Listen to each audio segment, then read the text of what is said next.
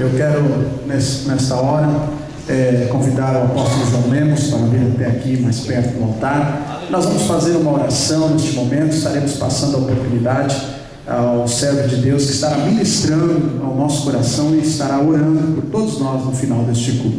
Levante as tuas mãos, tua mão direita aos céus e vamos orar. Senhor, nosso Deus e nosso Pai, nós queremos te agradecer já pelos louvores, Senhor, que saíram deste lugar e chegaram até o teu trono. Quero te louvar, Senhor, por aquilo que ouvimos, pela palavra, Senhor, pelas bênçãos, pelas vitórias que já alcançamos. Eu te louvo, Senhor, pela vida de cada irmão, das crianças que já estão, Senhor, na sua classe aprendendo. Eu te louvo, Senhor, pela vida de cada servo teu. Também quero glorificar o teu nome, Senhor, pela vida do apóstolo João Lemos, que está conosco, que irá ministrar a palavra ao nosso coração. Senhor, usa o teu filho, o teu servo, como instrumento nas tuas mãos. Senhor, fala conosco, porque queremos ouvir a tua voz. Queremos declarar, Senhor, que dependemos de ouvir a tua voz nesta manhã. Senhor, nós colocamos a nossa oração nas tuas mãos, no nome santo de Jesus. Amém. Em pé, vamos receber o apóstolo João Lemos. Bom dia, irmãos. Paz do Senhor. Podemos assentar, por favor. Obrigado pela oportunidade. O pastor Helmut está no Brasil e eu tenho informações que ele já voltou dos índios. Os índios já liberaram ele, porque eu também queria estar com o pastor Helmut lá nos índios, mas não pude estar. Estou desde abril aqui, estou retornando segunda-feira.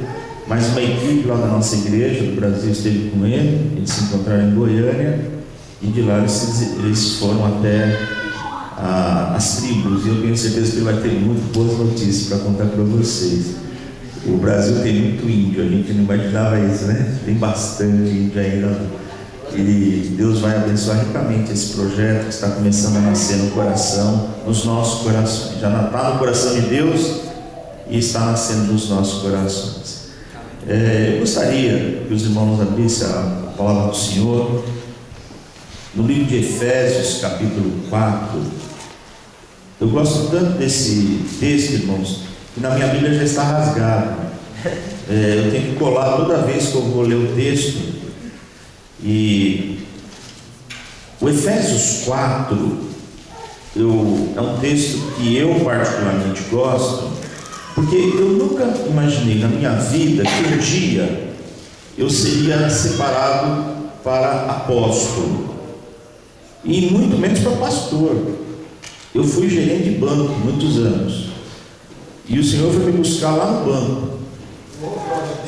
E quando eu era garoto, os meus amigos sempre diziam assim, eram palavras proféticas. Eles falavam que um dia eu me tornaria um pastor. Os amigos do meu pai, os pastores, meu pai era um pastor metodista, e eu nunca quis nada a nível de igreja, até os 27 anos de idade. Quando eu casei, meu casamento praticamente foi destruído por um trabalho de feitiçaria, e a minha esposa ficou muito enferma por causa desse trabalho de feitiçaria, e eu conheci Jesus como libertador, através de um jogador de futebol, um atleta de Cristo, cristão, que veio de Portugal para jogar na Portuguesa, se converteu, se tornou um pastor.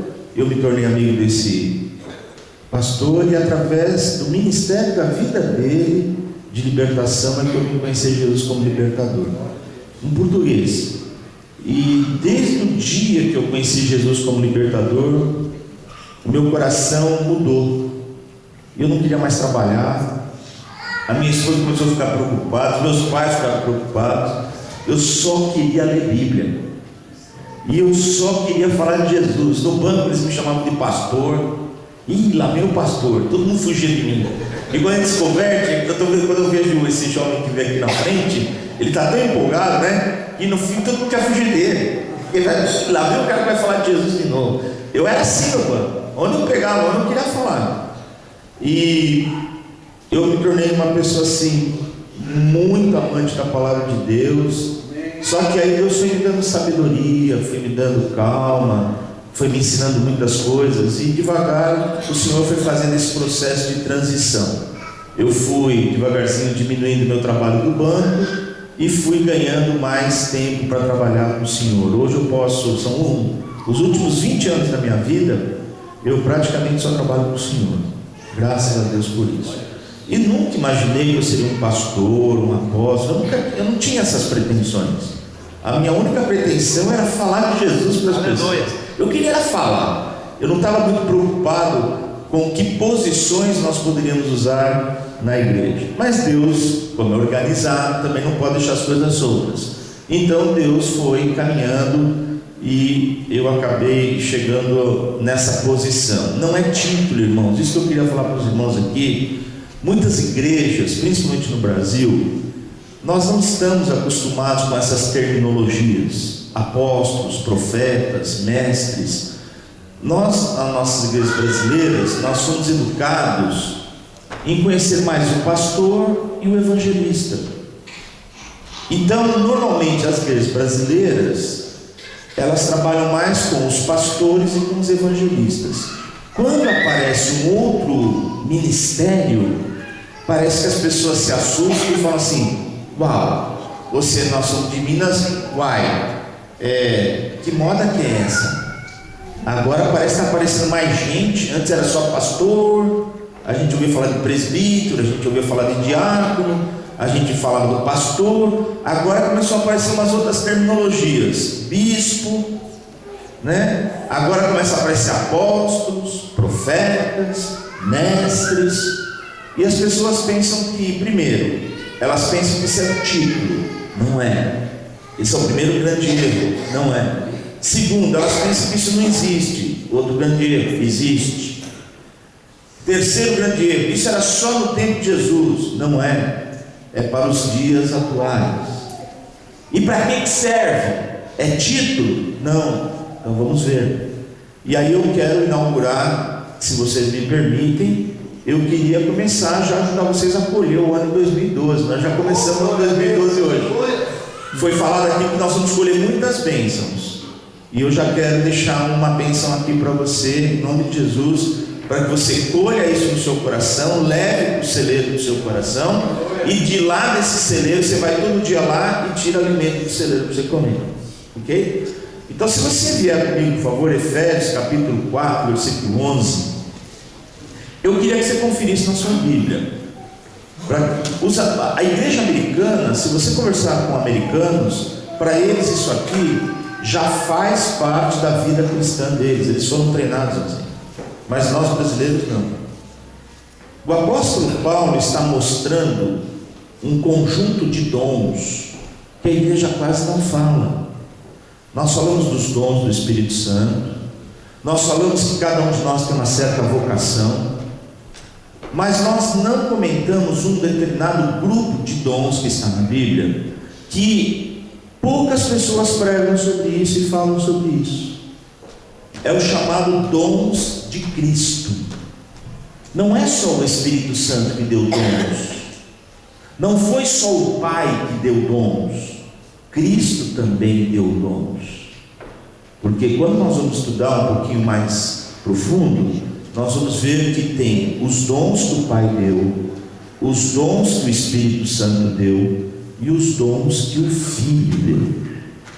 E nós quase não ministramos sobre isso. Como foi me dada a oportunidade nessa manhã, e por fazer parte desse conjunto desses dons, eu me sinto responsável em transferir esse conhecimento para a igreja nessa manhã. Se você olhar o versículo 10, você vai ver que, eu não vou ler o versículo 10, eu quero que você olhe na sua Bíblia, porque se eu virar minha página aqui, vai cair a minha folha da Bíblia que está rasgada. Então, mas se você olhar o versículo 10, você vai perceber que o apóstolo Paulo está falando de Cristo, que ele que desce as profundezas quando ele morreu, depois ele leva cativo o cativeiro. Então ele está falando de Cristo. E depois que o Senhor Jesus subiu, nós sabemos que foi o Espírito Santo que desceu. Eles fizeram a troca da guarda. O Senhor subiu, o Espírito Santo desceu, começa o ministério do Espírito Santo, mas o Senhor deixou uma tarefa para nós fazermos. Em Atos 1, capítulo 8, ele diz assim: mas recebereis poder ao descer sobre vós o Espírito Santo, e sereis minhas testemunhas. O que é uma testemunha? Eu tinha um cunhado, ele já é falecido, e graças a Deus ele no final da vida ele se converteu. Ele era um desembargador, e algumas vezes eu ia ao tribunal com ele, e antes de nós irmos para casa, ele falava assim para mim: fica sentadinho aqui do meu lado, quando eu terminar essa audiência nós vamos embora. E eu ficava olhando, e algumas vezes eu vi ele fazer assim para a pessoa: o senhor viu o fato? A pessoa estava tão nervosa: não sei. O senhor não sabe? Não. E o que o senhor está fazendo aí? Vai lá. Eu falava: poxa, como ele é bravo. E mandava para embora. E falava para o advogado, para o policial: esse não serve para ser testemunha, manda buscar outro. Aí eles iam buscar o outro, chamava: o senhor viu o fato? Aí ele teve um rapaz assim: sim senhor, eu vi o fato. Então pode contar como é que foi. E eu fui conversando com ele, quando eu voltava no carro, assim: por que você é tão bravo assim? Eu falei: não é que é bravo, é que quando a gente faz essas afirmações fortes, se a pessoa não é, ela já manifesta, nós já sabemos na hora, que é testemunha falsa. E tem muitos falsos testemunhos. Muito bem, mas quando a pessoa realmente viu, você pode apertar, porque ela não vai ficar nervosa, ela vai falar exatamente o que ela viu. E depois eu lendo esses textos, eu percebi o seguinte: Jesus falou assim: sereis minhas testemunhas. Então, testemunha é quem viu. Se nós não vimos Jesus, nós não podemos ser testemunha dele.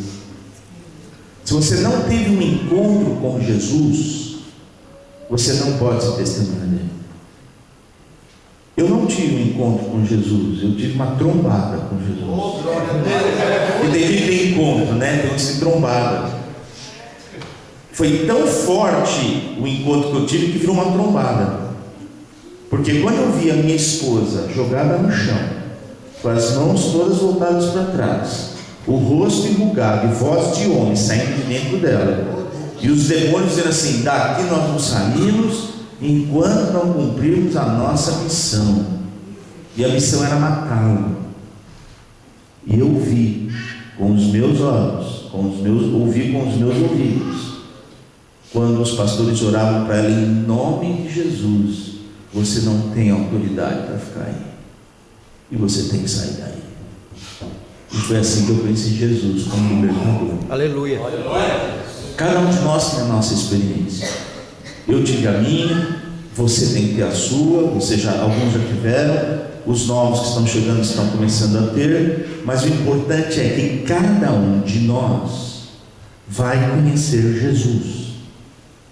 E cada um de nós conhece Jesus por um lado, mas através dos depoimentos, dos testemunhos, a Bíblia diz que todo culto a gente deve dar oportunidade, como foi dado aqui, para que a gente possa testemunhar o que Jesus está fazendo no nosso meio. Então, através dos testemunhos, nós vamos conhecendo as outras facetas de Jesus. Eu o conheci como libertador, outras podem ter conhecido como uma enfermidade grave que foi curada. Então, cada um vai conhecendo de um lado o Salvador. Muito bem. Quando você entra no versículo 11, Paulo está dizendo assim: e ele mesmo concedeu. Ele mesmo concedeu, é Jesus. Conceder é dar. E Jesus falou que daqui na terra nós faríamos as obras que ele fez, e maiores do que ele fez. Como é que nós podemos fazer as obras que ele fez e maiores do que ele fez, se ele e o Espírito Santo não derem ferramentas para nós fazermos a obra? Porque os dons são ferramentas. Quando nós chegarmos no céu, não precisa mais de dom. Dom é ferramenta de trabalho. Eu vejo os nossos alunos aqui na América, de manhã cedo, quando eles vão para a obra, eles levam uma caixinha. E eu outro dia estava vendo, na caixa de um tem um tipo de ferramenta, na caixa de outro tem outro tipo de ferramenta. Falei assim: vocês não fazem a mesma coisa, né? Não, ele faz uma parede e eu faço o chão. Aí eu estou vendo, a caixa de ferramenta de vocês é diferente. Então, dons são caixa de ferramenta. Cada um de nós foi chamado para fazer um trabalho. E dependendo do trabalho que Deus chamou você, existe uma caixa de ferramenta.